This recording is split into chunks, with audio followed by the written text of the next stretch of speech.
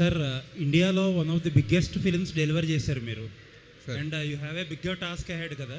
అవునండి. ఈ గ్యాప్లో ఈ ప్రాజెక్ట్ ప్రొడ్యూస్ చేయడానికి కారణం ఏంటి? ఎస్పెషల్లీ సంగీతం గారిని, హీజ్ ఇంటూ హిస్ 90s కదా, ఈ టైంలో తీసుకొచ్చి ఇది ఎక్స్ట్రా డ్యూటీ ఒకటి చేయడానికి కారణం ఏంటి? అదే మీ క్వశ్చన్లోనే ఆన్సర్ ఫార్ సంగీతం సార్, అంతే. మెయిన్లీ ఆయన ఆయన మనం చిన్నగా ఉన్నప్పుడు, మనం పెరిగేటప్పుడు ఆయన ఇచ్చిన సినిమాలు, ఆయన ఇచ్చిన ఇమాజినేషన్, మనకి ఆయన ఇచ్చిన వండర్కి ఒక చిన్న రివర్స్లో మనం కూడా ఒక చిన్న పని చేయొచ్చు ఆయన కోసం, ఆయన డ్రీమ్ ప్రాజెక్ట్ చేయొచ్చు అన్న థాట్లో చేశాను. అంటే ఎలా కలిసిందండి మీ ఇద్దరికి సింక్ ఈ ప్రాజెక్ట్ చేయడానికి? మీరు అప్రోచ్ చేయాలా లేకపోతే సార్ ఏదైనా చెప్పారు? లేదు, ఆయన ఎప్పటి నుంచో ఈ ప్రాజెక్ట్ ట్రై చేస్తున్నారు. లిటరలీ పుష్పక్ ముందు ఈ ప్రాజెక్ట్ కమల్ సార్కి పిచ్ చేశారంట.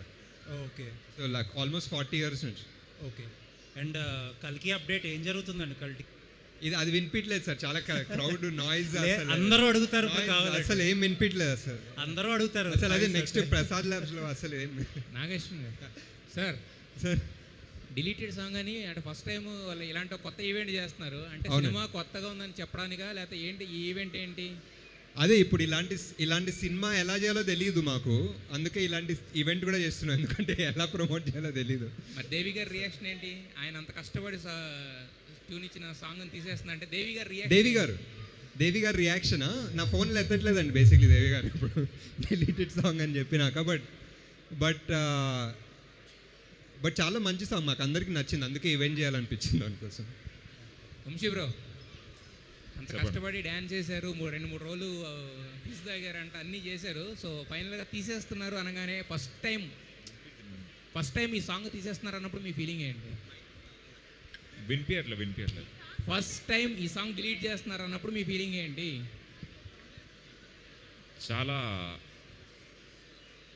షాక్కి గురయ్యాను నేను. జస్ట్ ఊరికే అట్లా ప్రమోషనల్ స్టంట్ అనుకున్నాను నేను అది, కానీ తర్వాత పర్సనల్గా అడిగినాక అది సీరియస్ అని చెప్పారు వాళ్ళు. అప్పుడు చాలా బాధపడ్డాను.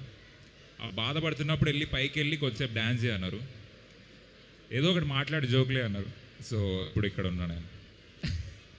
నాగి సార్ సార్, ఈ ప్రాజెక్ట్కి వంశీ గారిని మీకు రెఫర్ చేసింది అనుదీప్ గారా మీ ఫ్రెండ్? లేదు, మనమే. వంశీ జాతిరత్నాలకు ప్రమోషన్స్ చాలా చేసేవాడు.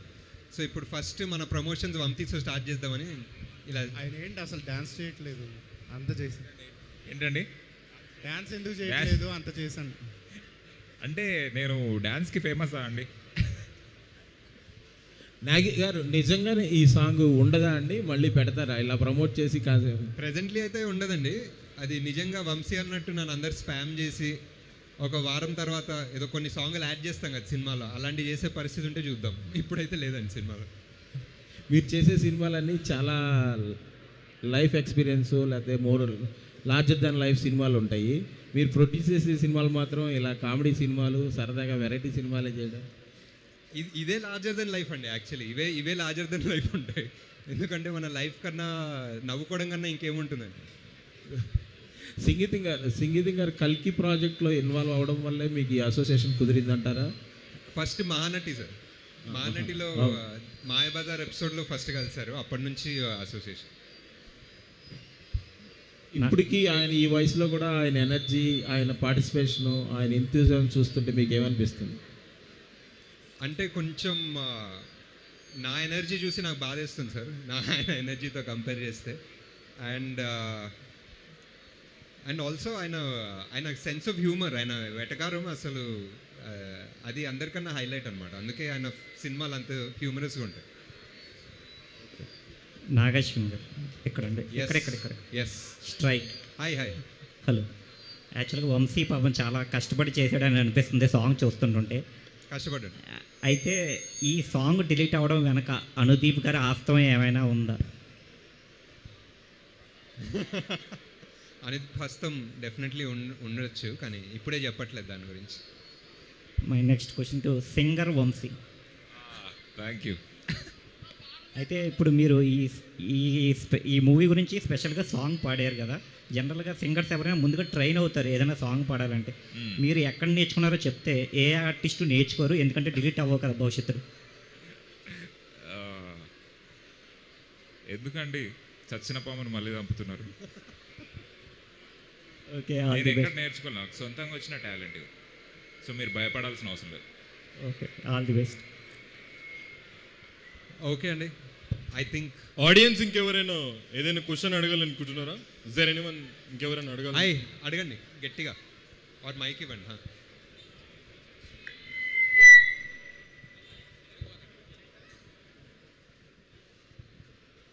Hello sir. వంశీ నీకే.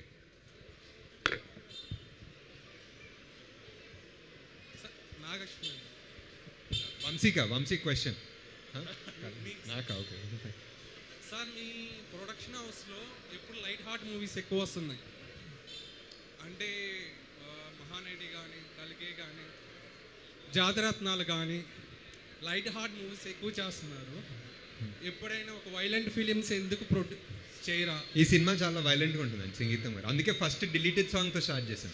ఫస్ట్ నరికేసామన్నమాట, దాని తర్వాత స్టార్ట్. ఇంకోటి ఏంటంటే సార్, మీరు ఓల్డ్ యాక్టర్స్కి ఎందుకు ఎక్కువ ప్రిఫరెన్స్ ఇస్తున్నారు? అంటే మహానటి సావిత్రి గురించి బయోపిక్ మీరే తీశారు. అండ్ ఆల్సో ఏంటంటే సంగీతం శ్రీనివాస్ గారి డ్రీమ్ ఫిల్మ్ మీరే చేయాలి, ఎందుకు అనుకున్నారు? అంటే లెజెండ్ అండి, ఇంకేం లేదు, పెద్ద రీజన్ ఏం లేదు. అంటే అంత స్మార్ట్ ఆన్సర్ లేదు, జస్ట్ అ లెజెండ్. అండ్ ఆయన సినిమా తీయాలంటే ఇంకా తీయాలంతే. అంటే ఇంకో డౌట్ ఏంటంటే వాళ్ళ యొక్క ఆయన బయోపిక్ మీరు మళ్ళీ తీస్తారా? ఆయన బయోపిక్ మీరు తీస్తారా? లేదండి, నేను బయోపిక్ ప్రెజెంట్లీ అయితే ఏం ప్లాన్ చేయలేదు. అండ్ మీరు తీస్తే చూడాలి. Thanks. Thank you. Hello sir, good evening. Vamsi, good evening. Hi. సంగీతం శ్రీనివాస్ గారి డ్రీమ్ని మళ్ళీ గుడ్ ఈవినింగ్ సార్. మీరు సంగీతం శ్రీనివాస్ గారి డ్రీమ్ని మీరు మాత్రమే ఎందుకు ఫుల్ఫిల్ చేయాలనుకుంటున్నారు? ఇంకెవరు చేయలేదు కాబట్టి అంతేనా? అంతే, ఇంకేం లేదు.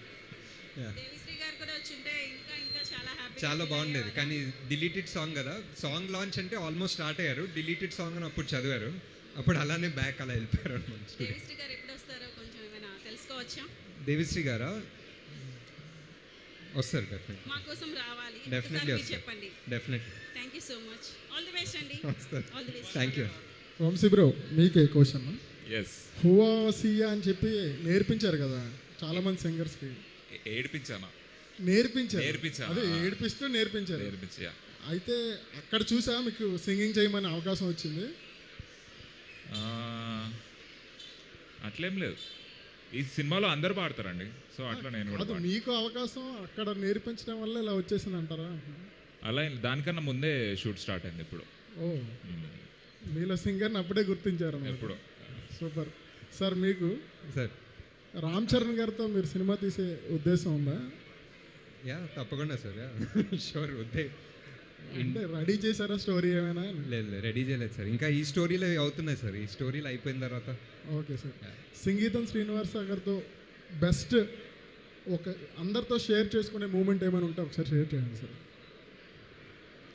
సంగీతం సార్ తోట ఒక సీన్ డిస్కషన్ అవుతుండే అండి, ఒక సీన్ డిస్కషన్, రైటర్స్, నేను, సంకల్ప్, అందరు సీన్ డిస్కషన్ సీరియస్గా చేస్తుంటే అందరు మాటలు విని ఆయన very good, but finally what I do అదే చేయండి అన్నాడు. So finally I'm the director, నాదే ఫైనల్ కాల్ అన్నారు sir. That's my favourite line. Super sir. Vamsi గారితో మంచి కామెడీ, అంటే జనరల్గా ఆయనతో కామెడీ ఎక్కువ ఉంటుంది. మీ ఇద్దరు కాన్వర్జేషన్లో బాగా మీరు ఎక్కువ నవ్వుకున్న సిచ్యువేషన్ ఉందా? అదే సాంగ్ డిలీట్ అయింది అన్న వెంటనే నేను చాలా నవ్వుకున్నాను. అప్పుడు కాన్వర్సేషన్ లేకుండే, కొంచెం ఆక్వర్డ్ సైలెన్స్ ఉండే ఇద్దరి మధ్య, అప్పుడు నవ్వుకున్నారు సార్. Super. Thank you very much. Thanks అండి.